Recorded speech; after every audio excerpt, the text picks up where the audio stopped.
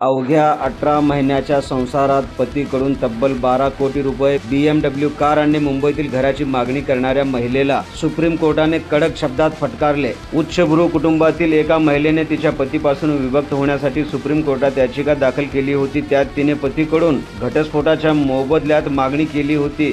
तब्बल 12 कोटी रुपये, एक BMW कार, मुंबईतील घर अशी तिची मागणी होती। महिलेची ही मागणी पाहून सरन्यायाधीश BR गवई आश्चर्यचकित झाले। तुम्ही पतीच्या वडिलांच्या संपत्तीवर हक्क सांगू शकत नाही, अशा स्पष्ट शब्दात न्यायालयाची भूमिका मांडलेली आहे। सरन्यायाधीशांनी स्पष्टपणे सांगितलं, केवळ 18 महिन्याच्या वैवाहिक आयुष्यानंतर एवढी मोठी मागणी तुम्ही कशी काय करू शकता? वैयक्तिक नात्याचा अंत असतो, पण त्याचा गैरवापर झाला तर न्यायालय देखील कठोर निर्णय घेते, हे या घटनेतून स्पष्ट झाले आहे। अशा प्रकारच्या मागण्या न्यायसंगत वाटतात का? कमेंट करून नक्की सांगा। अशाच सत्य आणि संतुलित बातम्यांसाठी पाहत रहा NGTV Marathi news channel. Subscribe करायला विसरू नका।